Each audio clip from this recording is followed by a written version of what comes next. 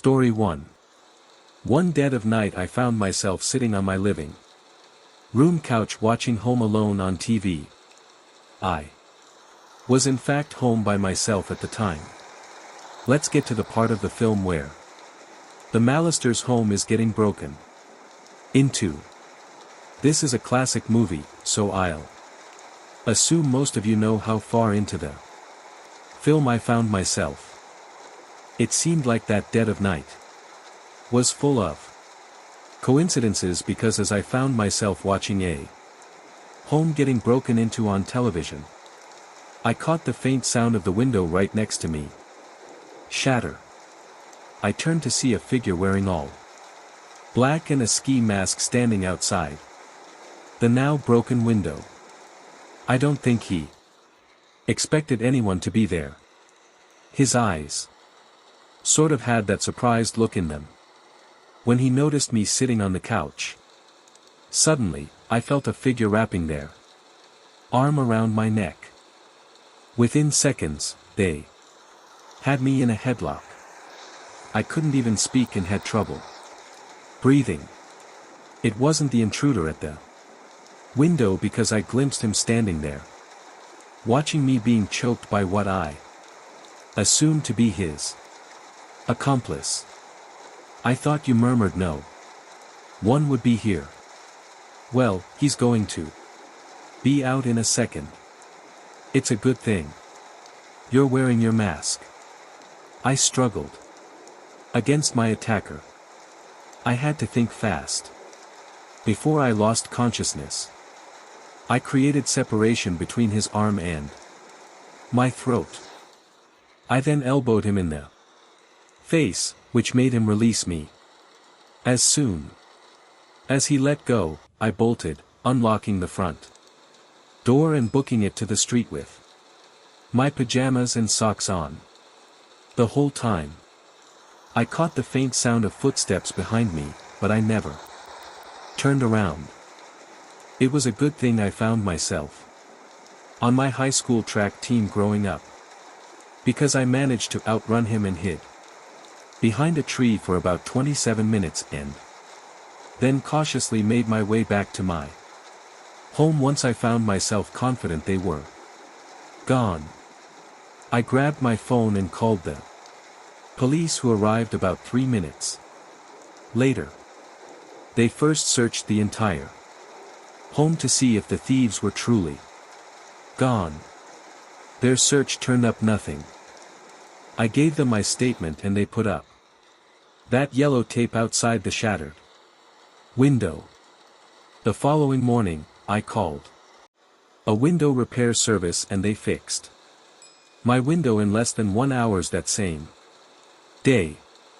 Over the next few weeks, I plan on installing a door camera and an alarm system. I don't ever waste my money on stupid things, but I think this is a smart investment. Crime in my area has only gone up in recent years, and it seems that the violence that has plagued the inner city for years now is making its way to the Florida suburbs. Looking back now, I find it amusing that a scene in a movie played out in almost the same way in real time. I guess I should pull out all the stops and rig a flamethrower to the door. Story 2.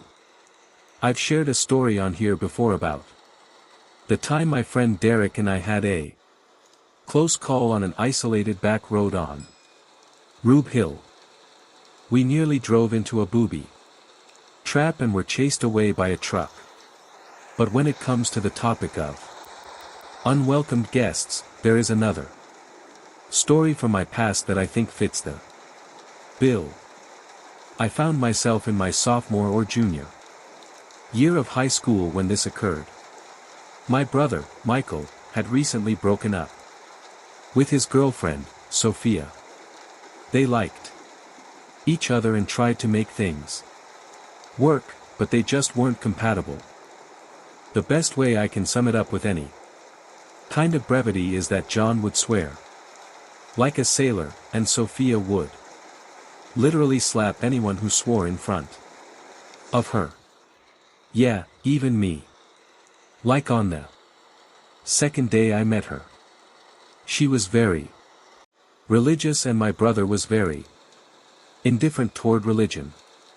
So this, among many other things, led to their inevitable breakup. It wasn't a hostile or angry split, but Michael was the one that broke it off. It was a Saturday morning. I woke up later than usual and moved quietly straight to the basement and began playing Halo 10. My aunt called me upstairs and informed me that Sophia had gone missing and her parents were very worried. The police eventually knocked on her door and my parents and Michael answered their questions.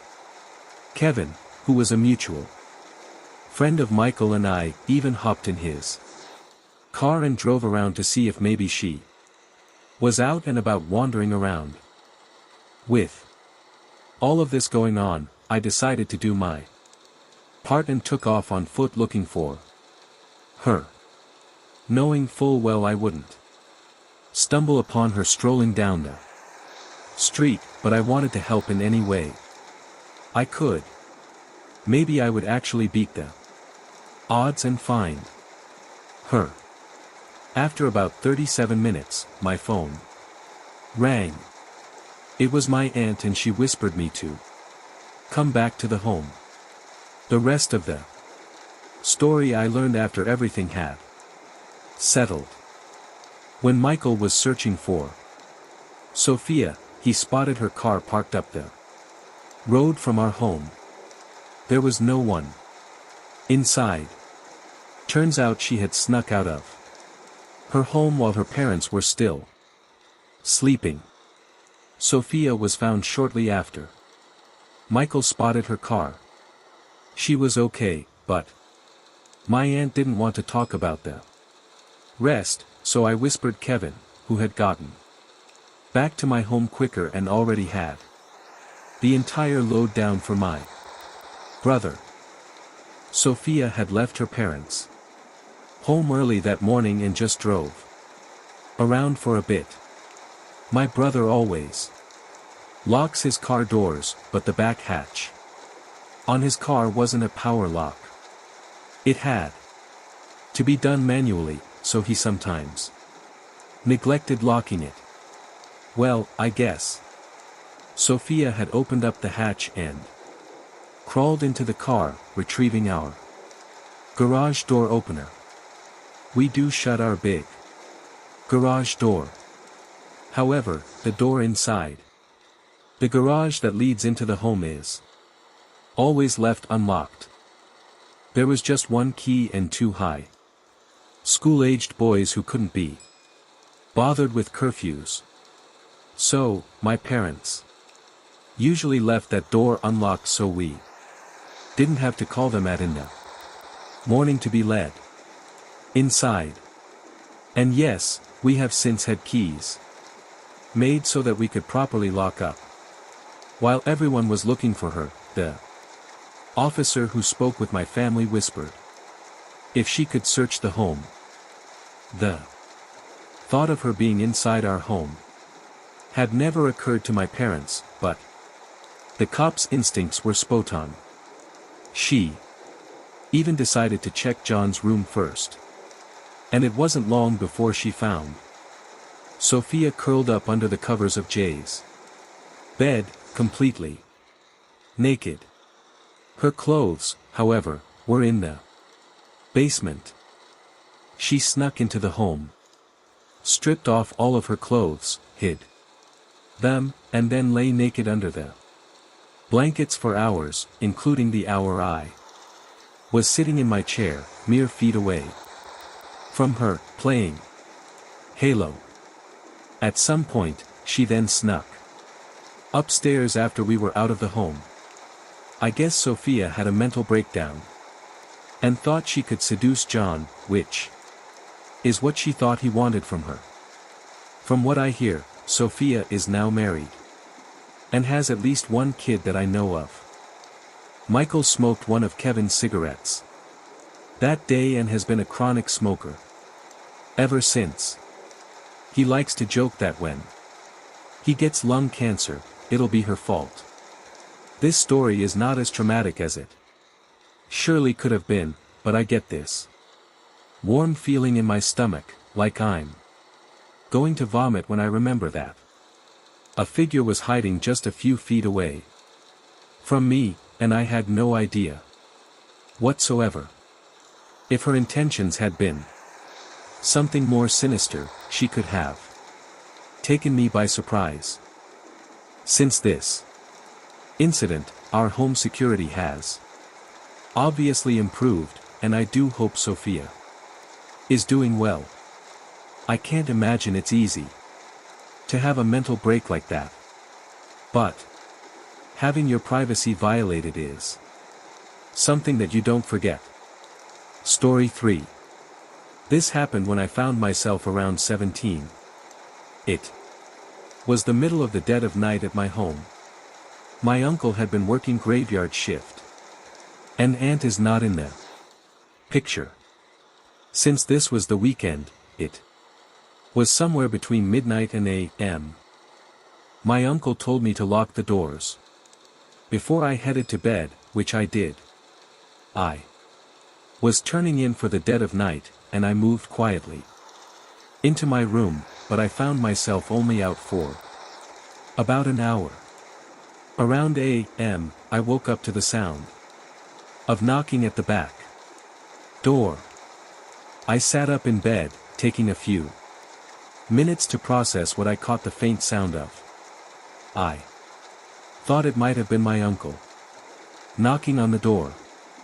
Maybe he got off early. I found myself really exhausted, and I knew that he had a home key on him. So, I just told myself that he would unlock the door, not really thinking much of why he would be knocking. The knocking came again, but this time at a different location. It sounded like it was coming from the window in the kitchen. I continued to assure myself that it was my uncle. I didn't understand why he couldn't just unlock the door himself. He always had a key on him. And if he had forgotten to take it with him, why hadn't he called me? In truth, I found myself coping. I didn't want to face the very real possibility that an unknown person was outside trying to see if anyone was home. I found myself pretty freaked out by now. There was no way I found myself answering the door. The knocking began again at another window. I found myself too unnerved to get up and check it out. It continued and eventually moved to the front door. It had gotten noticeably louder as well. I found myself frozen in fear. I couldn't move a muscle. My heart was pounding. With every knock I caught the faint sound of moving from one window to another. I knew that whoever was out there was getting closer and closer to my bedroom window where my curtains were see-through. I didn't know what to do or say. I just stared out my window, knowing that at any second the unwelcomed guest would appear. My heart stopped when I glimpsed a figure peering through. It was a very tall man wearing a mask. I could hardly make out the details because it was so shadow-drenched, but I think his mask had some sort of skull design on it. He then tilted his head slightly when he noticed me in bed. I tried to scream, but nothing came out. I squeezed my eyes shut and started telling myself, "It's not real. It's not real." Over and over again. I eventually opened my eyes and glimpsed that there was no one there. I breathed a sigh of relief until I caught the faint sound of a whisper from outside. "I'm going to cut you." I basically just laid there for the rest of the dead of night until my uncle came home. I have no history of experiencing sleep paralysis, and this felt very real. Whatever the case may be, it was one of the most frightening moments in my life. And I pray that I never have to deal with something like this ever again. Story 4. It all started in the fall of 2023. I live in a small, quiet Florida neighborhood surrounded by Florida mangroves.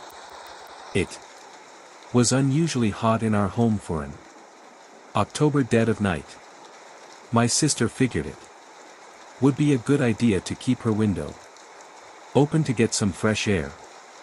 She was doing her homework and I found myself getting ready for bed when she suddenly bursts into my room and frantically murmured, "I think there's a figure outside. There's leaves crunching under a figure's foot. Relax. It might be an animal or something." Didn't sound like an animal. "Can you just go and look?" So, we walk into her room and stayed there for around 12 minutes until we heard leaves crunching underfoot.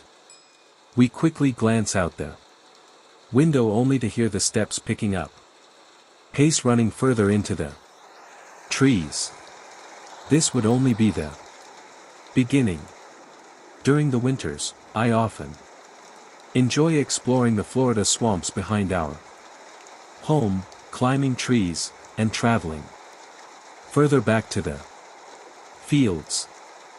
I remember this next incident very clearly.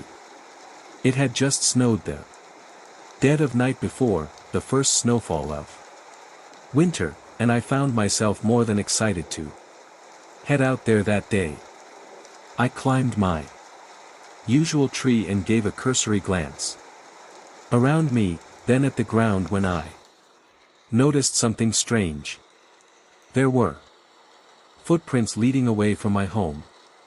This wouldn't have been so weird if the footprints hadn't ended pointing straight at my home. I tracked them down to a point where there was a rusty wire fence. It was around there they disappeared. In hindsight, these first two incidents were foreshadowing something more ominous. Fast forward to October of 2022, the strange occurrences started up again. On the dead of night in question, it was pitch black out. I found myself laying in bed when I caught the faint sound of my doorknob turning and my door slowly creaking open. I somehow knew it wasn't my sister or my parents. My heart stopped. Keep in mind that my door is always shut when I go to sleep. Once my door was fully opened, all was quiet. I quickly shot my sister a text. "Did you just come into my room?" "No, I'm in a Hilliard right now." My heart began pumping fast. I slowly crept my hand under my pillow and grabbed the nightstick I kept there. I then sent a message to my uncle. "A figure is in the home." Shortly after, my uncle came into my room armed with a knife. He turned on the lights, and I jumped out of my bed, but no one was there. We searched the entire home and didn't find anything. We set the alarm and made sure all the doors were locked. Living out here in the Florida swamps, we forget to lock up sometimes. And a figure had been in our home and had opened my bedroom door. At the time, I didn't connect the dots to what happened the year before. In December of 2022, we had some relatives in town who were staying in our basement for the week. Story 5. One dead of night, we all headed to bed after arming the security alarm. I stayed up gaming, but I eventually passed out. It was around 2 in the morning when my uncle suddenly woke up with a feeling that a figure was watching him. After his eyes adjusted to the shadow-drenched, he glimpsed a figure. He described it as a scrawny man with flowing hair who appeared to be shivering from the wind outside as he was looking into the basement through a ground window. My uncle yelled, waking up his wife and child. Then they took off upstairs. The following morning, I found myself informed about what happened. I gazed for footprints outside, but glimpsed only the smallest signs of impressions. Whoever had been out here last dead of night had done a pretty good job of covering their tracks. My uncle gave me more details. When I spoke to him, he murmured the figure was leaning to the left while he was looking in. Sure enough, when I examined the area outside the basement window, there appeared to be an imprint of a figure's left shoe in the snow that seemed to line up with what my uncle had told me. Now we get to what happened just the other dead of night. I had some trouble going to sleep. There's a string of Christmas lights outside my room, and I figured the lights must have been interfering with me falling asleep. So I moved quietly to unplug them and headed back to my room. With the pillow over my head, I began slowly drifting off until it happened. There was a very quick strum of the acoustic guitar I keep in my room, followed by the sound of something falling over. The disturbance caused my heart rate to skyrocket. There was a figure in my room. I then realized I had left my baton on my desk, so I did the next logical thing. Pretended to be asleep. I lay there for what felt like hours when in reality it was probably only a few minutes until I caught the faint sound of a whimper coming from my sister's room. Thinking that my family was going to be silently murdered, I gathered all the courage I had, grabbed my phone, and turned on the flashlight. I then grabbed my nightstick off the desk. I burst into my sister's room only to see that she was unharmed. "What the are you doing?" I just stood there and awkwardly explained to my sister what was going on. The whimper I caught the faint sound of was likely her forgetting to put in her headphones before watching videos on her laptop, if you know what I mean. I'm now just sitting here in my computer chair, running these events down to document my experiences and try to come to some logical conclusion about all this. All I can come up with is that there is some unknown person who is stalking my family and has been for a while and is somehow able to sneak into my room at dead of night. If anything else happens, I'll be sure to post updates, but for now, I'm going to try to get some sleep. There's always a reason to be afraid. Really scary stories, every day. Subscribe, like if you like, turn on the bell so you don't miss new videos.